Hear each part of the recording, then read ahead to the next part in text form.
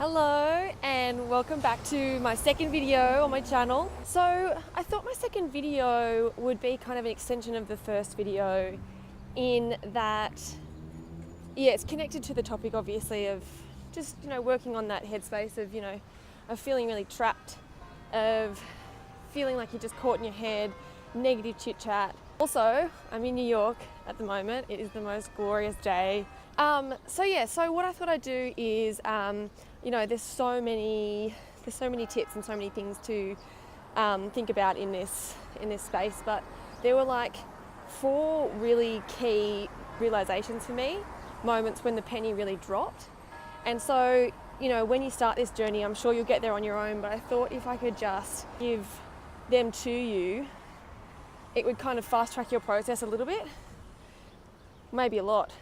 So there were 4 pretty big moments for me that I was just like, wow, that's a game changer. That really shifts your perspective. The first one is to ask for help, or just tell someone that you're not feeling okay, like getting it off your chest that you're kind of trapped in your head. Tell someone. If you want, tell me, private message me. You can't do it alone. You honestly can't. A huge release that comes from asking for help. It's like you just surrender a little bit, and like that feeling, it's not helpless. It's like we all just need to help each other. So ask for help. Please do it. Please do it to me. Do it to a friend. Contact Tom Cartwright, because the headspace that you're in is totally normal and so many people go through it, but you just can't get out of there alone. So number 2 is that negative headspace, that place of feeling trapped and feeling like you just keep going around and around your head.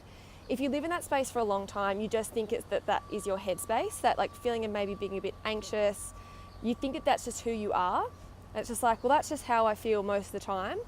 I just want to let you know and make it really clear that that is not who you are. There is a calm confidence.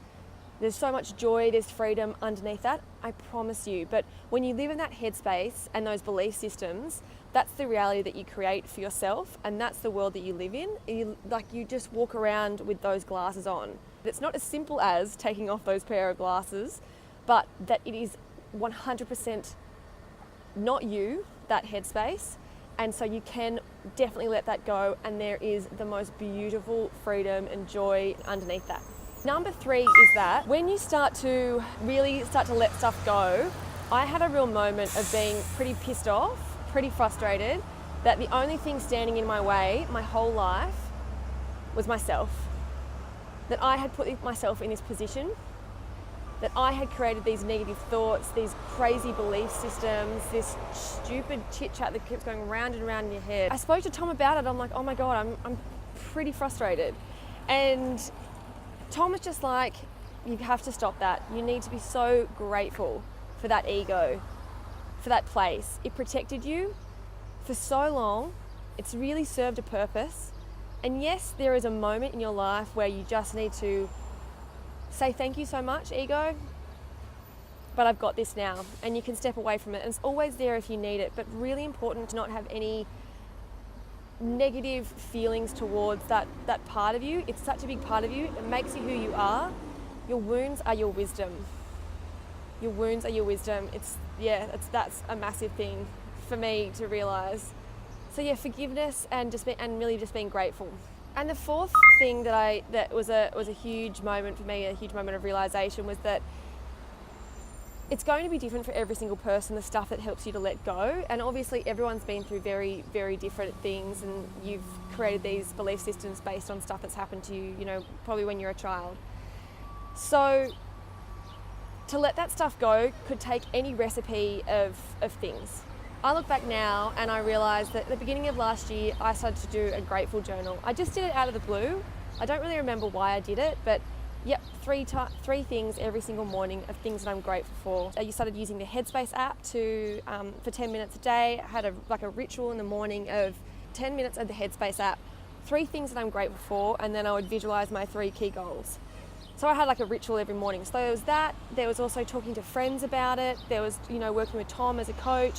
And then also just being so curious. You know, there was just so many things that are getting to me to where, to the headspace that I'm at the moment. So you've just got to start exploring and trying things out, because who knows what it's going to be for you, but just give anything a go. Oh, I also did kinesiology and acupuncture. Like, I threw myself into everything, and I'm so grateful that I did that. I was so curious. So that's why I wanted to give you my 4 big moments, 4 realizations, 4 moments that the penny really dropped for me, to kind of fast track your journey. So yeah, I hope that helps in some way, shape or form. And I'm out of here.